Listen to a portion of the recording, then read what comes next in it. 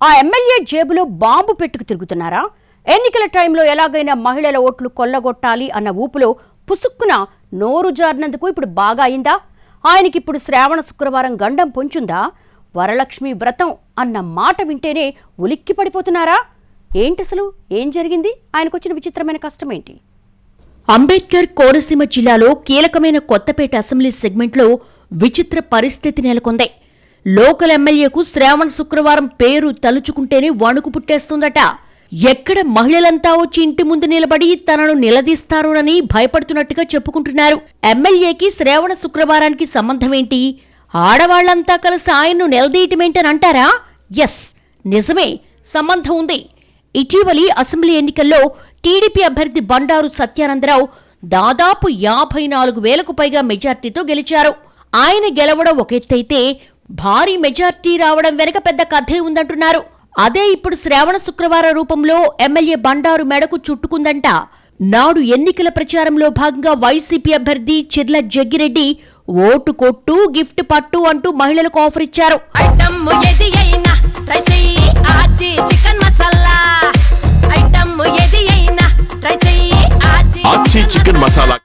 మొదటి డ్వాక్రా మహిళలకు ఆసరాగా పంపిణీ కార్యక్రమంలో భాగంగా క్లస్టర్ వారీగా సభలు పెట్టి అందులో డ్రాలు తీసి పేరొచ్చిన లక్కీ లేడీస్ కి కుక్కర్లు ఇచ్చేశారు.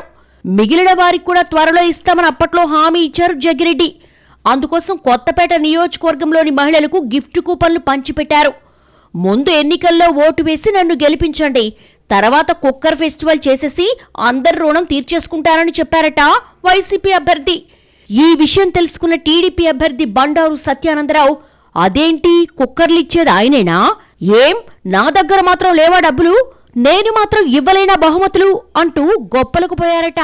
తన కోటేసిన వారికి కూడా కుక్కర్ ఇచ్చేస్తానని అనడమే కాదు, రేషన్ కార్డుల ఆధారంగా నియోజకవర్గంలోని ఇంటింటికి ఫ్రీ గిఫ్ట్ కూపన్స్ పంచిపెట్టేశారు. కొత్తపేట నియోజకవర్గంలో మొత్తం 2,50,000 మంది ఓటర్లుండగా 2,17,724 ఓట్లు పోలయ్యాయి. అందులో బండారుకు 1,34,286 ఓట్లు రాగా చిర్ల జగ్గిరెడ్డికి 77,807 మాత్రమే పడ్డాయి. అంటే మొత్తం 56,479 ఓట్ల మెజార్టీతో బండారుని గెలిపించారు ఓటర్లు. అందులోనూ ఆయనకు ఓటేసిన వారిలో 60% దాకా మహిళలే ఉన్నారన్నది ఓ అంచనా. అదే ఇప్పుడు సమస్యకు మూల కారణమైందట. మేమంతా మీకే ఓటేశాం, అందుకే భారీ మెజార్టీ వచ్చిందని నియోజకవర్గ మహిళలు అంటున్నారట. ఇక గిఫ్ట్లు పంచే సమయం దగ్గరకొచ్చేస్తుంది. ఈ నెల 16న శ్రావణ శుక్రవారం వరలక్ష్మి వ్రతాన్ని పురస్కరించుకుని కూపన్కో కుక్కర్ చొప్పున పంపిణీ చేస్తారని ఆశిస్తున్నారంతా. వాటి ప్రకారం 60,000కు పైగా కుక్కర్లను పంచాల్సిందే. ఇందుకోసం 5 కోట్ల రూపాయలు ఖర్చవుతుందన్నది ఎమ్మెల్యే శిబిరం లెక్క. ఆ నిధులు సమకూర్చుకోవడమే ఎమ్మెల్యేకి ఇప్పుడు తలకు మించిన భారమవుతోందట. కుక్కర్ ప్రాజెక్టు నిధుల కోసం ఎమ్మెల్యే ఇసుకను నమ్ముకున్నారట. ఇసుక తోడేసుకుని కావాల్సినన్ని కుక్కర్లు కొనేసుకోవచ్చునని ప్లాన్ చేసుకున్నట్టుగా చెప్పేసుకుంటున్నారు. కానీ ఇందులో సాడ్ పార్ట్ ఏంటంటే ఎమ్మెల్యే ఒకటి తలిస్తే ప్రభుత్వంతో పాటు ప్రకృతి కూడా ఇంకోటి తలిచాయి. ఓవైపు రాష్ట్ర ప్రభుత్వం ఉచిత ఇసుక పాలసీ తీసుకొచ్చింది. సరే, ఉచిత ఇసుకైనా సరే దానికుండే డిమాండ్ దానికుంటుంది కదా.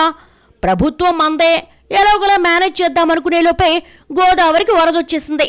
ఇక ఇప్పుడు ఇసుక తవ్వే ఛాన్సే లేదు. ఆ వ్యాపారానికి కాస్త గండి పడడంతో ఆ కుక్కర్లో వేసి ఉడికిచ్చినట్టుగానే ఉందంట ఎమ్మెల్యే శిబిరం పరిస్థితి. చూడబోతే పంచాల్సిన టైమేమో దగ్గరకొచ్చేస్తోంది, సొమ్ములేమో సమకూరలేదు. అలాగని వాయిదా వేద్దామా అంటే నిజంగానే మహిళలంతా కలిసికట్టుగా వచ్చి కుక్కర్లో వేసి ఉడికిచ్చేస్తారేమోనన్న భయం. ఇలా రకరకాల ఆలోచనలతో కూర్చోలేక నించోలేక అన్నట్టుగా మారిపోయిందంట ఎమ్మెల్యే పరిస్థితి. అటు మహిళలంతా కొత్త కుక్కర్లో వరలక్ష్మీ వ్రతానికి ప్రసాదాలు వండేద్దామనుకుంటూ ఆశగా ఎదురుచూస్తున్నారు. దీంతో ఏం సమాధానం చెప్పాలో అర్థం కాక ఎమ్మెల్యే ఉక్కిరిబిక్కిరైపోతున్నట్టు తెలిసిందే. నిధులు సమకూరని కారణంగా వరలక్ష్మీ వ్రతానికి కుక్కర్ల పంపిణీ ఉండదని టీడీపీ శ్రేణులు చెప్తుండగా మహిళల్లో మాత్రం ఆశలు తగ్గడం లేదట. ఒకవేళ ఇప్పుడు కాకుంటే వినాయక చవితి ఉంది కదా, ఆ తర్వాత దసరా నాటికి మొత్తం కార్యక్రమం పూర్తి కావచ్చన్న టాక్ నడుస్తోంది నియోజకవర్గంలో. మొత్తంగా ఎరక్కపోయి ఇరుక్కుపోయానన్నట్టుగా మారిపోయిందంట ఎమ్మెల్యే బండారు పరిస్థితి. కుక్కరే కదా ఇచ్చి పడేద్దాం, మనం దలుచుకుంటే ఎంత అనుకుంటే అది చివరకు చిరిగి చాటయిందని మథన పడిపోతోందట ఎమ్మెల్యే శిబిరం. అందుకే మా ఎమ్మెల్యే జేబులో కుక్కర్ బాంబు పెట్టుకుని తిరుగుతున్నారని ఎకసెక్కాలాడేస్తున్నారట గోదారోళ్ళు. ఈ గండం నుంచి ఆయన ఎలా బయటపడతారో మరి చూడాలి.